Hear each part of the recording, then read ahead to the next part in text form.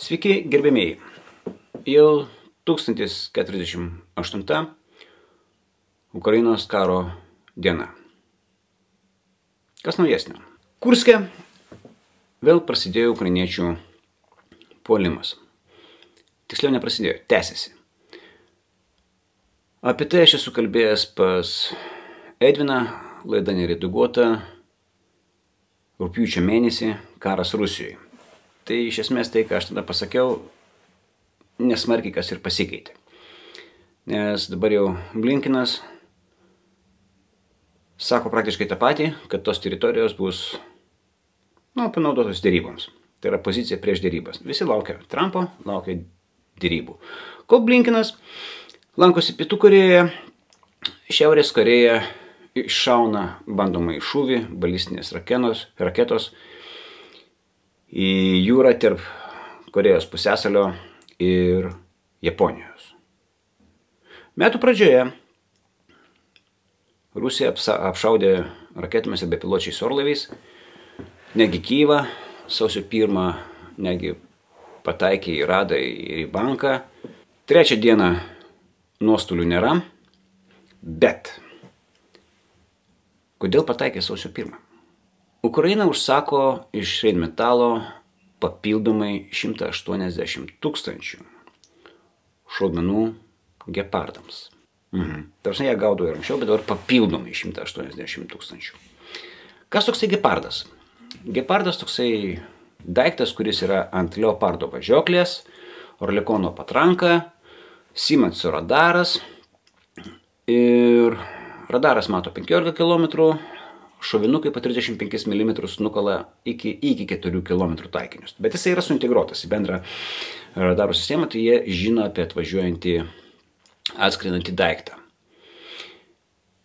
2 vamzdžiai, kiekvieno vamzdžio greitošauda yra 550 šūvių per minutę. Tai yra 1100 šūvių per minutę. Kovinis konfliktas gepardė tuo metu, pakrautas pilnai, yra 650 šovinių.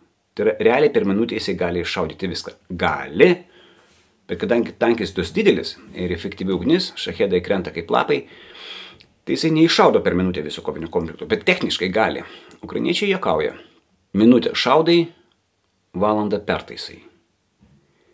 Ir kadangi yra naudojama spiečiaus taktika arba prisotinto tirpalo taktika, kai eina žiauriai daug, tuo metu kaip persitaiso, kažkas gali ir prasmukti. Kodėl įdėjau 2 žemėlapius? Šveicarija gamina šitos šaudmenis, bet neleidžia jų parduoti į Ukrainą, perduoti į Ukrainą, nes jie yra neutrali šalis. Kataras. Kodėl čia įdėjau Katarą? Todėl, kad Kataras nusipirko 20 metais iš Vokietijos 20 gepardų. Vokietija nupirko juos atgal, brangiau negu pardavė ir perdavė į Ukrainą. Šlovė Ukrainai. Praeitą kartą, 1038 Ukrainos karo dienos metu, sakiau, kad bus koncertas, bus renginys. Vladislav Ševčenko dalyvaus tam renginį. Jisai ir dovaną tam barui įteikė, nes tas baras pasižymėjo. 2 staliukai per 1 savaitę, 6 tonos krovinio.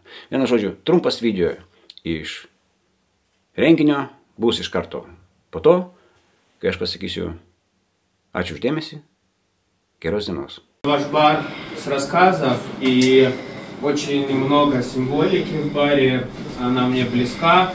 Я был частью околофутбольного движа до войны.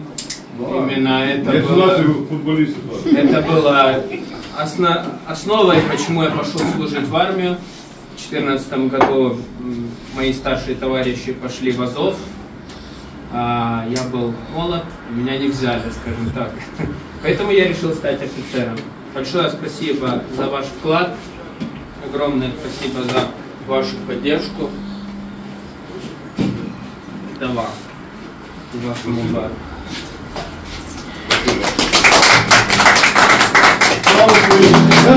Слава! Пропозоки камера две. Диплом.